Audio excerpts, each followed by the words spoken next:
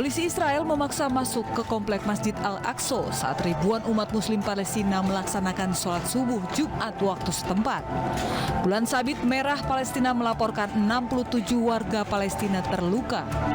Kementerian Luar Negeri Israel menyebut puluhan pria bertopeng membawa bendera Palestina dan Hamas berbaris menuju kompleks Al-Aqsa pada Jumat pagi. Israel mengklaim polisi terpaksa masuk untuk membubarkan kerumunan dan memindahkan batu untuk mencegah kekerasan. Polisi Israel membalas lemparan batu warga Palestina dengan gas air mata. Polisi Israel juga menggunakan gas air mata dan granat kejut di dalam halaman dan ruang sholat masjid. Menurut saksi mata, salah satu penjaga Al-Aqsa terluka karena matanya tertembak peluru karet. Masjid Al-Aqsa adalah situs suci ketiga dalam Islam yang dibangun di puncak bukit yang merupakan situs paling suci bagi orang Yahudi yang disebut Temple Mount. Situs ini menjadi titik utama bentrokan antara Israel dan Palestina selama beberapa dekade. Ketegangan meningkat setelah beberapa pekan terakhir, menyusul serangkaian serangan oleh warga Palestina yang menewaskan 14 orang dalam wilayah Israel. Israel melakukan penangkapan dan operasi militer di tepi barat, sehingga memicu bentrokan dengan warga Palestina. Seorang pemuda berusia 20 tahun tewas ditembak tentara Israel di tepi barat pada Kamis waktu setempat. Ratusan warga menghadiri pemakaman dan mengarak jenazah pemuda tersebut ke pemakaman. Tentara Israel juga membunuh 2 warga Palestina lainnya, termasuk seorang remaja laki-laki berusia 17 tahun. Sedikitnya 25 warga Palestina meninggal dalam gelombang kekerasan beberapa pekan terakhir.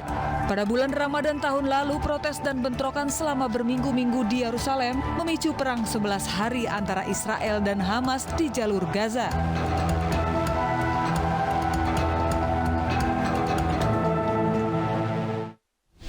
Sebuah rumah yang dijadikan usaha konveksi di Jalan Murai, Cengkareng Barat, Jakarta terbakar. Seorang pria warga desa Lamonea, Konawe Utara, Sulawesi Tenggara tewas diterkam buaya saat mandi di sungai. Kami rangkum informasinya dalam Prime Highlight.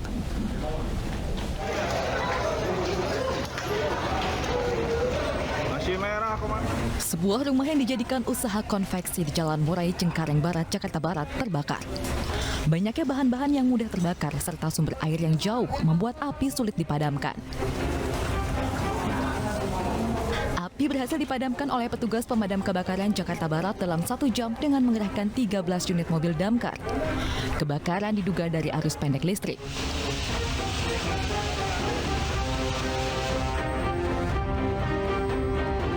Pria ini ditemukan tewas usai 2 hari dinyatakan hilang saat mandi di Sungai Lalindu, Kabupaten Konawe Utara, Sulawesi Tenggara.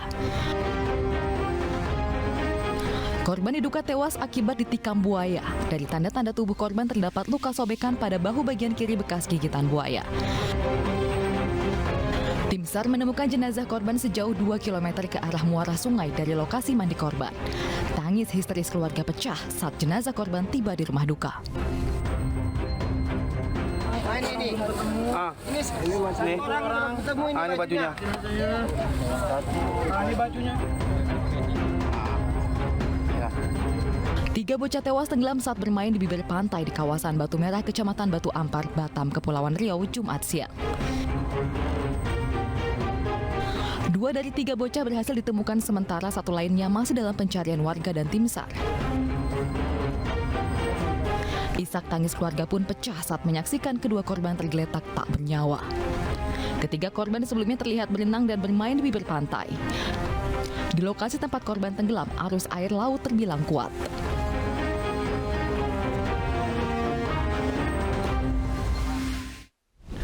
Bareskrim Polri terus mendalami aliran dana aplikasi robot trading DNA Pro. Tidak berhenti pada Ivan Gunawan, polisi juga akan manggil Rizky Bilyar dan Lesti. Bahwa saya, Ivan Gunawan, as a person, sebagai public figure, saya tidak mau menerima uang dari tindakan atau hasil dari kejahatan.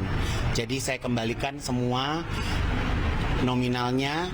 Saya rasa tidak etis kalau saya menyebutkan nominalnya berapa. Mungkin Mbak bisa tanya dengan penyidik, tapi yang sudah saya lakukan, berapa yang sudah saya terima, saya kembalikan semuanya tanpa ada kurang 0 dan komanya.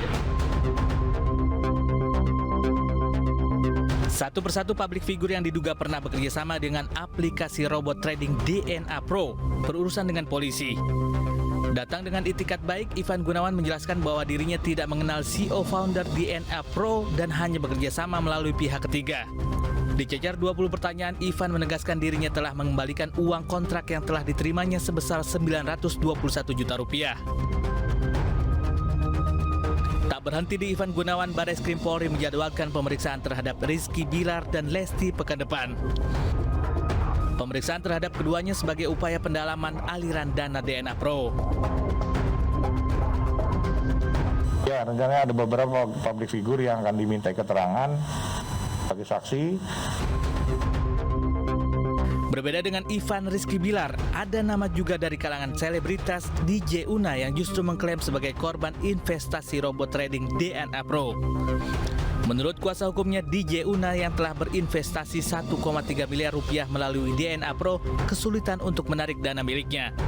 Ya, kita sudah menyiapkan sejumlah bukti dana yang disetorkan ke DNA Pro, ya, di mana akunnya itu atas nama DJ Una. Jadi DJ Una bersama keluarga dan teman-temannya menempatkan dana di rekening tersebut. Barreskrim telah menetapkan 12 tersangka kasus dugaan penipuan via robot trading DNA Pro. 6 dari 12 tersangka telah ditahan dan lainnya buron.